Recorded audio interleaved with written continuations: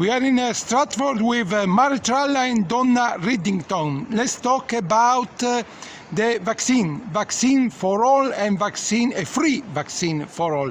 Because you're talking, of course, about COVID-19. There is a big expectation about what the vaccine could mean in terms of changes of life. There are also many concerns, many conspiracy theories about it, but also hopes that the vaccine could bring our life back to normal for ordinary things like avoiding social distance, avoiding masks, avoiding the lockdown, of course, and all the frontiers which have been enforced by this crisis. But you are afraid that this is finally a business, this could be a business for few and not for the many. Why? What are your concerns? Well, we're part of a campaign movement called Free the Vaccine, and it is a coalition of activists, artists, students, individuals, and we have been since lockdown in many countries around the world. We have been in our various countries creating a whole lot of direct actions.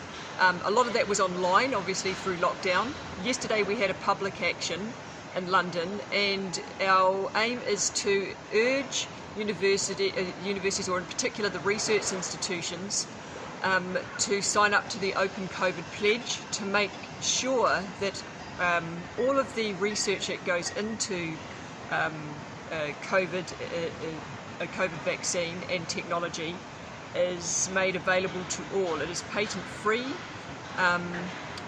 And that's especially important because this research is done with public funding and public donations. So public funds, but also private corporations who are involved in the producing, in the research of the vaccine, and you are afraid also in the profits, of course. Well, at the moment there are lots of different institutions which are doing research into COVID vaccine, and some of these vaccines have gone into trials. Most of this research is done in publicly funded institutions, but then very often this research gets sold then to private companies, of big pharma companies, and those deals are not known what these deals are and how accessible and how affordable the vaccine is going to be when it is developed.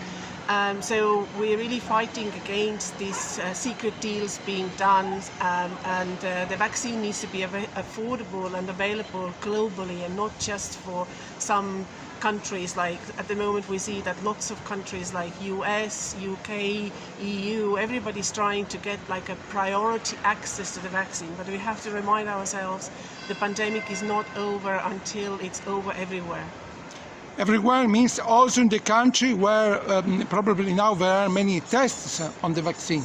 Yeah, at the moment they're doing tests in Brazil and South Africa and probably some other places. We don't know obviously all of this, but they're doing the test in the countries where income is lower, and at the moment the outbreak is there's a bigger number of population who are at risk.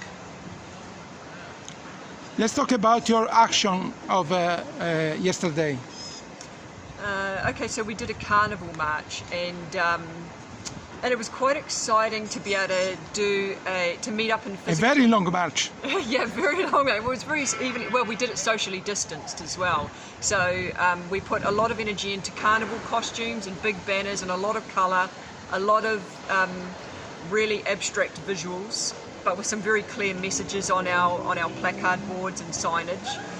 We wanted to be visually stunning and engaging, and to disrupt people's view as we walk through the central London landscape, so that we could engage with people, and that they would ask us, what are you doing? And we could alert them to this idea of, well, it's a reality, their money is being used for this research. And we joined up the campuses, so we went to King's College, UCL and LSE, and we made a verbal call to action there, and where we were urging those institutions to sign up to the Open COVID Pledge.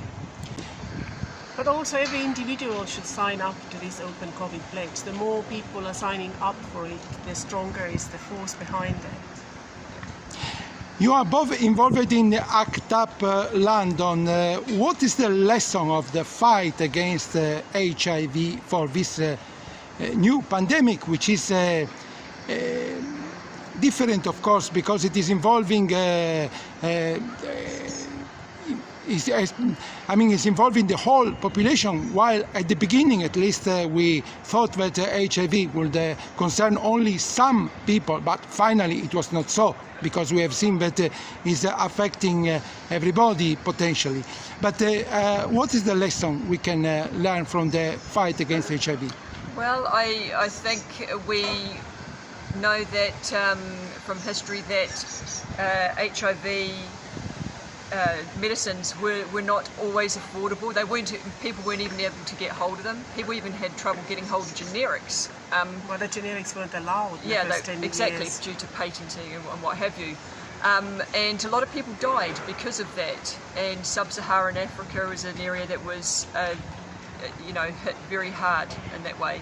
And at the time that people were dying in large number there, we were able to, in the West, have access to medicine, but it was at a very high price still, so it wasn't really so accessible.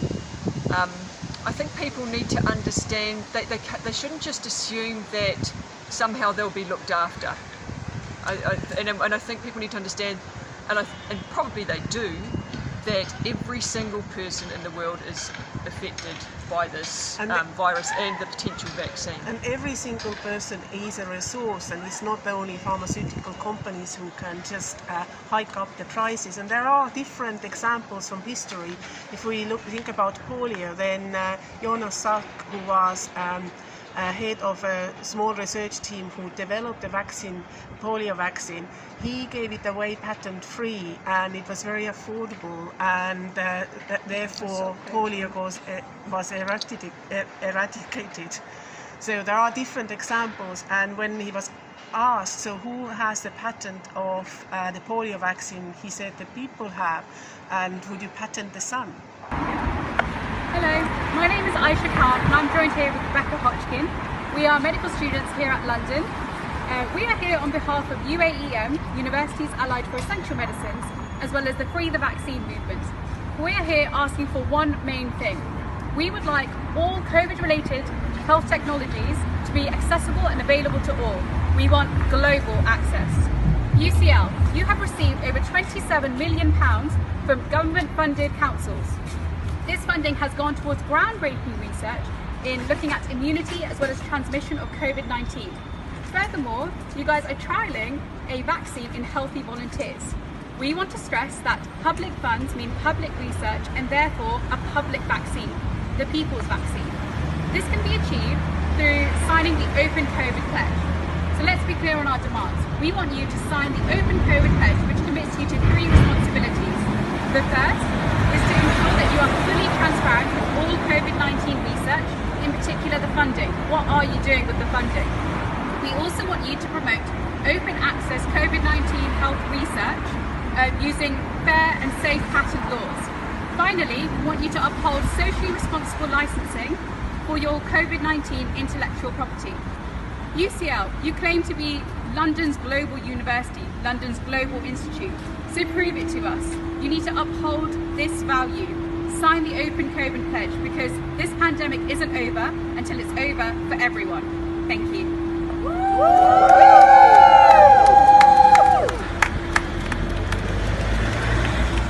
Especially when we talk about disease and illness, it's very easy to marginalise people and to target large groups of people.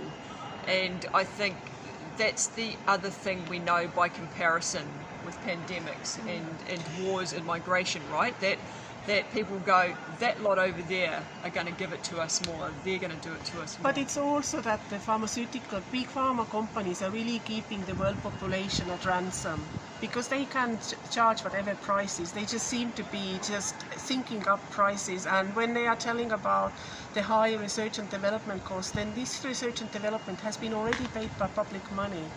is already being paid by public research institutions, so it's not their cost. Their costs are marketing and their shareholders thing, and this system has to change. And on that note, I think I need to do a shout out to our colleagues at UAEM, because they are just about to launch a framework that will teach people and encourage people how to write equitable licensing and help them with those kind of practices when they're dealing with these vaccine medical technology accessibility contracts. And I think that's something that needs to happen. People are obviously doing it, but more people need to think about how do we break the model? How do we come up with new models that make things fair and equitable? Yeah, and I think we just have to really learn from this pandemic that we really need to share more. We need to be much more thinking about others more than just about myself. And I think that's really important. For people, not for profit. Free the vaccine for COVID-19. Free the vaccine for COVID-19.